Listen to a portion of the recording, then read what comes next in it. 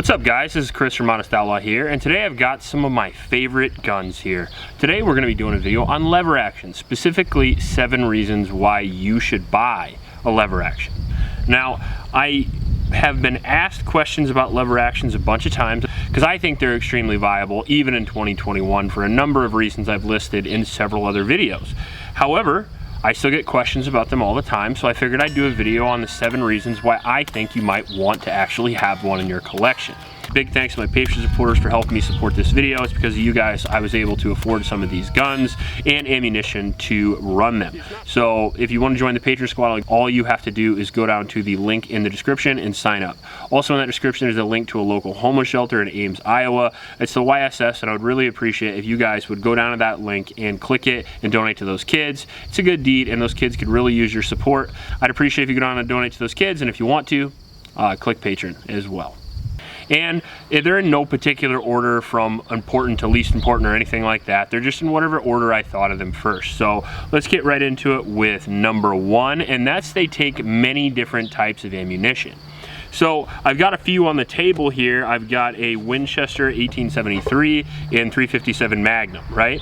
However, it doesn't just shoot 357 Magnum, it shoots 357 Magnum and 38 Special, which I think is actually pretty cool because most guns don't do that. I mean, revolvers can do that in most cases, especially if they're chambered in those calibers. However, it's pretty cool that a rifle can do it as well.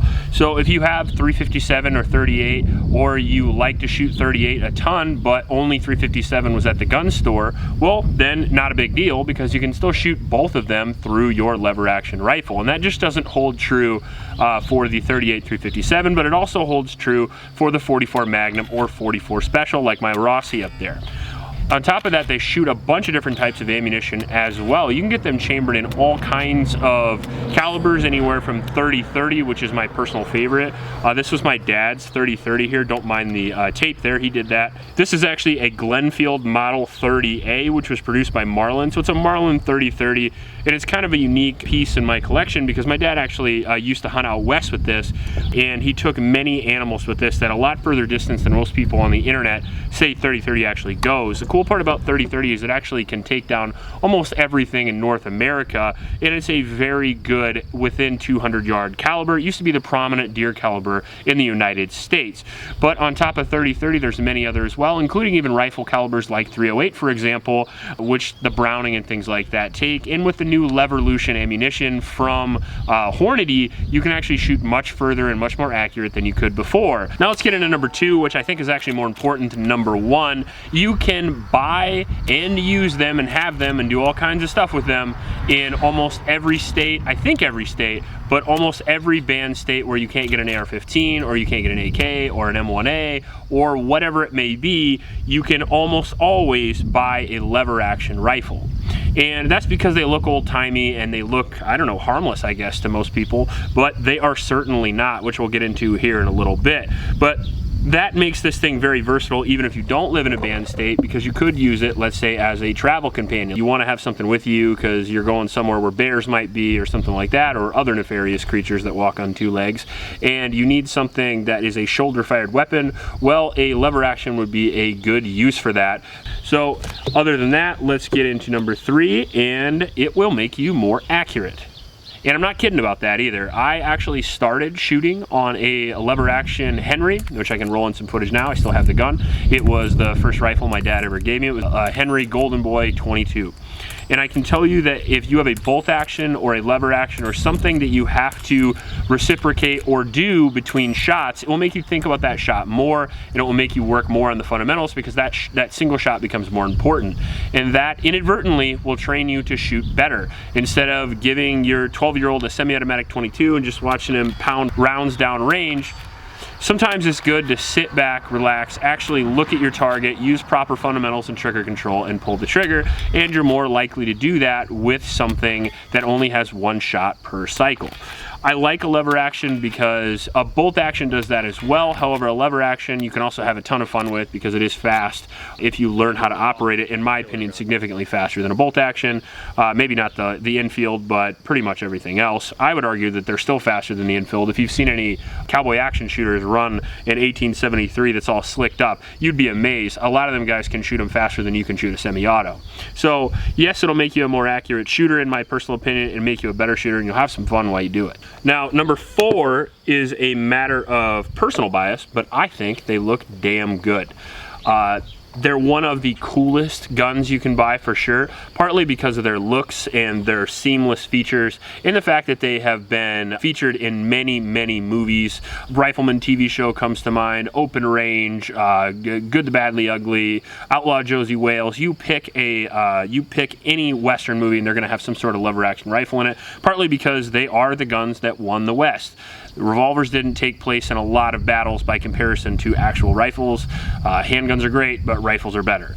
And there are so many nowadays that are high quality and they look just amazing. I mean, this Rossi here I have in front of me was only around $500 and it looks absolutely fantastic. If you hung this on your wall at home, people wouldn't think anything about it because it looks like a great wall hanger and it's not even that much money. And that just is a testament to how good looking the lever action rifle actually is. Along with those extremely good looks, you get one huge bonus, and that huge bonus is it doesn't look that intimidating to a jury inside a courtroom. So if you actually had to use this for self-defense, it might actually sway one way or the other, depending on who you believe, the experiences that you've heard, and things like that, whether or not you could have some serious legal issues down the road. So it does look good, and it offers a very effective weapon while maintaining a less intimidating overall profile. Whether you're interested in that is up to you, but the effectiveness remains the same. Now, getting into that, they are very old, but they are still extremely viable, and that's what I wanted to talk about here. Not only do they look good and they are fun to shoot, but they are also extremely lethal when needed. I mean, this gun right in front of me here, as we said, is legal in all 50 states, but it also holds 14 rounds of .357 Magnum, and you can shoot them as fast as you can fan that lever there, and that's pretty fast if you have some practice. The other nice thing about it is it has a single action trigger, so they are extremely easy to use and very easy to shoot accurately. So overall, not only do they look good like we said in the previous point, but they are extremely lethal. A .357 shot out of a 16, 18, or 20-inch barrel is extremely lethal, but nothing compared to a .30-30, which will handle pretty much any need that you have. Should we see what a .30-30 does to a Pikachu? Another reason why they're extremely viable isn't just because of the guns that I showed you here, but they actually make some that are specifically designed for home defense. And if you're looking for one for home defense, let's say in a banned state, I would recommend something like a Marlin Dark Series. Henry has them as well, where they come with 16-inch barrels, and they also have optics mounts that'll make them even more accurate, and they have light mounts as well, Picatinny rails, M-LOK rails, all that fun stuff, so you can put all the accessories that you need to effectively defend your home. And I think that is a nice touch. We plan on getting a few here for review. They're just hard to find in 2021. Now, another thing I really like about them is that they have an extremely sleek overall profile. As you can see here, this guy, even when it's loaded, is extremely thin and easy to store. So AR-15s, AKs, stuff like that, they're also already a bit thicker overall profile, and if you add, let's say, a 20 or 30 round magazine, you're sticking way down to here, and that can be an issue if you're trying to store it loaded or half loaded, whereas a lever action rifle could be stored with a whole bunch in the tube and just a rack of the lever there, and you have it loaded. And that's actually kind of nice, because if you want to try to save space for whatever reason, you're in a bush plane, or you're still loading this in the back of your truck, or whatever it may be, sometimes it actually is nice to have a very sleek overall profile while still maintaining a healthy capacity and caliber. And finally, number 7, they are extremely versatile. And what I mean by that is not only do they come in a whole bunch of different calibers, but they also come in a whole bunch of different barrel lengths as well, and a whole bunch of different conversions that we talked about earlier. I mean, you could use this .30-30 for hunting, but also home defense, but if you want a plinking gun, you could get a .357. If you want something that is like a good ranch gun, I would recommend something lightweight, but with a higher caliber, whereas if you're getting a competition gun, I would recommend something long with with a lighter caliber that has a long barrel, because the barrel length on the lever action is capacity dependent. So the longer barrel you have, the more capacity that you're going to have. And as well, you could use it as a truck gun since they're relatively cheap, and if you travel, it wouldn't be as big of a deal. So overall, I think there's a lot of perks and a lot of reasons to buy a lever action, but those are just some of my favorites. If you like this video, please like and subscribe. Please help out your local homeless shelters, and remember to recycle. I'll check you later.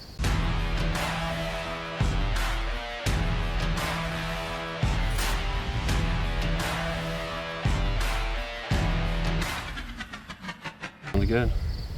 Catch me outside, how about that? I am. We are outside. But I love when you say healthy capacity and caliber. I'll give you some healthy capacity here in a little bit. Finish this video. We should have put a parental warning up before this, huh? Maybe. I feel like it's expected at this point. Hopefully.